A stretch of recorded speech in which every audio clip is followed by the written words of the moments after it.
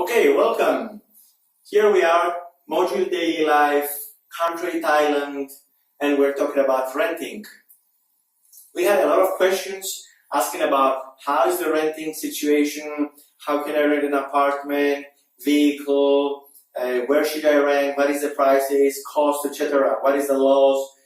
So I'm going to go through the most important questions here, starting with the general laws.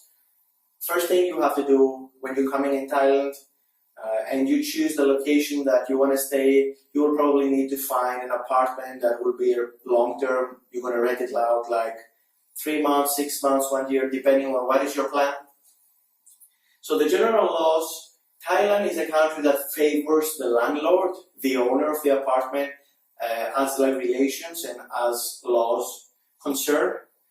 I'm not an expert. I don't know exactly 100% the laws there. You would probably need to consult with a lawyer or a legal consultant if you want to know more details. Personally, I didn't need that. I learned through doing and through changing apartments and places. So I'm going to give you from my experience, but again, it's not a legal advice. General laws, as I said, Thailand favors the landlord, and that makes it easy, and this is why it's a very good investment country for people that are buying apartments to invest and rent out. Having said that, that doesn't mean that the landlord or the owner takes advantage of the tenants. Usually people in Thailand are good people. The majority in Thailand people are good, they're polite, so usually you don't have a problem. Especially if you are moving around areas that they are usually expats and foreigners stay. If you're staying in Bangkok, in the capital, for example, you will see that most foreigners, they are renting places near the metro system. It's called BTS, the SkyTrain, or the subway, the MRT. So usually they rent around these areas to have easy, accessible means to go to the transportation line. If you go in Phuket, you will see that again, foreigners rent usually all around the island, based mostly on locations that they are more tourist or outside of them, similar to other locations. What you need to be careful when you're signing a contract to rent an apartment, you would probably need to ask someone to translate it for you in English if it's not already in English. Or ask for a translator already version, or have run it by a friend or an accountant or something like this. And that would be all. Pretty much is straightforward, the rules, not something crazy as like you cannot have parties, or if you do any damage in the place you would have to repay it back, or if you want to change something like something important in the apartment that you're renting, you would have to consult with the landlord and get the approval of it. Or you would have to place a guarantee. Usually the guarantee is 1 month and 1 month in front. So usually it's 2 months, which you would get refunded the moment that the contract ends. And that pretty much is all. Recently the country passed a new regulation that gives even more power and more benefit to the tenant. Before, for example, the tenant would not be allowed to check if the landlord was kind of cheating in the electricity or stuff like this. Now the tenant has the right to request the correct meter and the correct calculations from the electricity. So that's a good benefit for the tenants. And again, as long as you're staying in areas that foreigners usually rent and you're in places that expats and foreigners stay, pretty much it's safe and it's okay.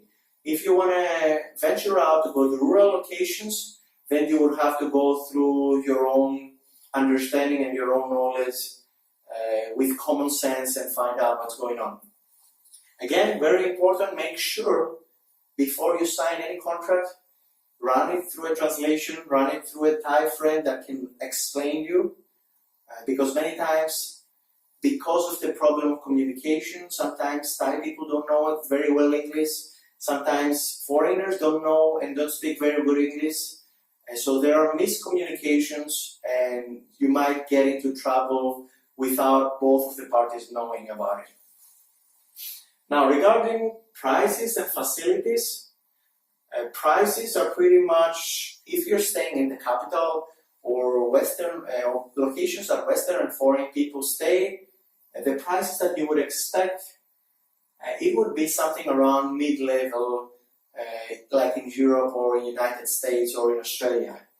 And again, depending on what you want, if you're looking for let's say a studio apartment, 30-35 square meters, near a mass transportation line, near a subway station or a BTS station, and you got something like in a condominium, an apartment, you would expect something around $400 to $600, depending how new the condominium is and the facilities that they have. Now, if you're willing to walk a little bit more and go half kilometer or 1 kilometer further from the line, the prices are going down, as you understand.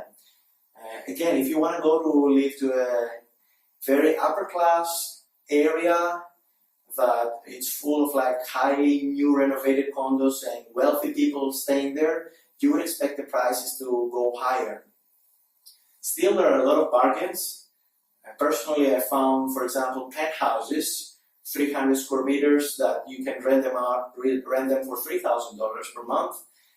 And then you can find also 50 square meter apartment that is next to the main BTS station in Bangkok, in the city center. And again, they're asking $2,000 per month. So you need to check around, walk around, go through their websites. I will add some links under this video with websites that they're in English, and you can go have a look, understand where their locations are on the map, and what are the prices about. Usually the landlords, you can negotiate with them. They're looking for long-term contracts. So if you're looking for long-term, 1 year, 2 year, probably you will get a better price than if you're looking 1 month or short-term. Areas, again, stay near if you want to move and communicate and commute around the city in Bangkok, stay near the mass transportation lines. In Phuket, usually it's around Patong, Phuket town, and the south area of Phuket. But in Phuket, you would need to have a vehicle for sure, because there's no mass transportation line. Similar to Chiang Mai, Chiang Rai, similar to Hua Hin, similar to Pattaya. The mass transportation lines are only in Bangkok at the moment. The government has plans to develop in all the other 4 main cities, but still is under discussion. So if you were living to the other cities, you would have to have a vehicle, and there's no renting near a mass transportation line. Which takes us to facilities. Every condo in Thailand, you will 99% find a gym. If not the highest quality and adequate quality, you will definitely find a swimming pool, some lobby area, relaxing area, laundry machines, sometimes coffee shops, ironing machines, and that's pretty much all that you can find in a condominium. This is why condominiums are very, very famous with expats and Western people staying in Thailand, because you can find everything in one location and it's only one cost, which is your rent. Now, if you would stay in a house, like a land house, normal, with garden and parking, then all these things you will have to go outside because they're not included there. Usually in Thailand, outside of Bangkok, at the suburbs and in the cities, like I said, Pattaya, Phuket, Chiang Mai, Hua Hin, you'll find that there are a lot of project houses, that they're gated houses, that they have probably 50 or 100 housing units, and maybe they have a common lobby area or a common swimming pool. Rare case. So although you have the safety and the security of a gated community, you wouldn't have all the other facilities. Now, going further down below, a lot of people asked about renting vehicles. That includes cars and motorcycles. Again, pretty much straightforward. You would have to show your international driving license. That's a must, especially if you're coming outside of Europe. You need to have an international driving license. This, you have to write it down. If the police stops you and you don't have it, that's a fine. Then if you possibly, sometimes they would allow you to rent vehicles with your British driving license or European driving license, but it's still under a gray area. Depends on the office that you're renting the vehicle from and depends on the police officer. Sometimes police officers will ask me for my Thai driving license. Sometimes they see my European driving license and they are pretty fine. So it depends. It's a little bit gray area. I would highly recommend you to have international driving license to begin with. Now, when you're renting a vehicle, your apartment contract, your rental contract for the apartment or the house that you're staying, it's very crucial.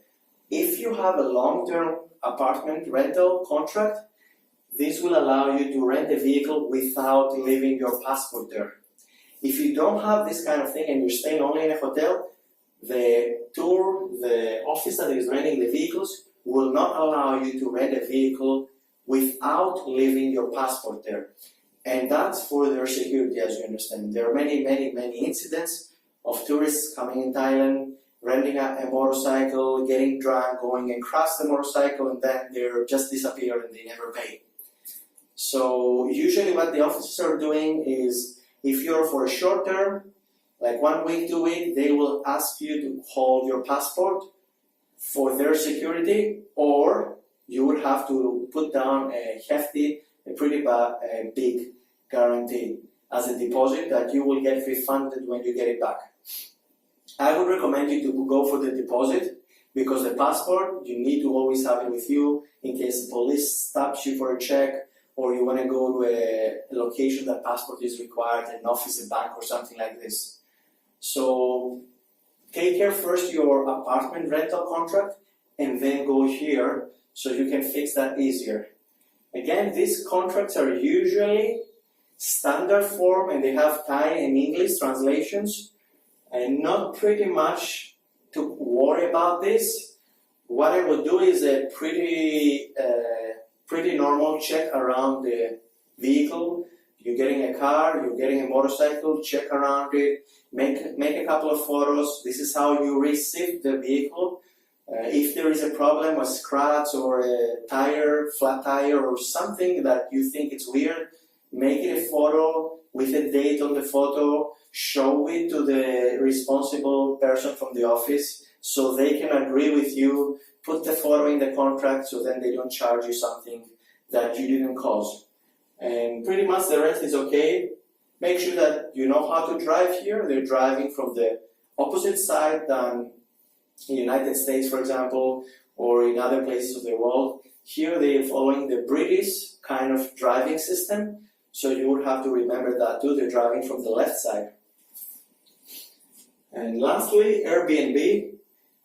Airbnb, here in Thailand you can find thousands of locations with Airbnb, pretty good costs, pretty good offers and service. Again, Airbnb is not a hotel. You can get long-term with Airbnb, with good apartments and locations and houses and villas, monthly or 6 months contracts. And just keep in mind that Airbnb in Thailand is under a gray zone, is not pretty much regulated, and it's having a lot of opposition from the hotels, like in many countries around the world. So if you would vouch for Airbnb, make sure that you are clear with the owner, the landlord, that the landlord is okay with this, they are paying their taxes or they are declaring this to the government, or how does it work, so you don't find yourself at some point kicked out from an apartment without knowing why. And that pretty much covers the renting module. Thank you very much for your time. Make sure you watch the next. Bye bye.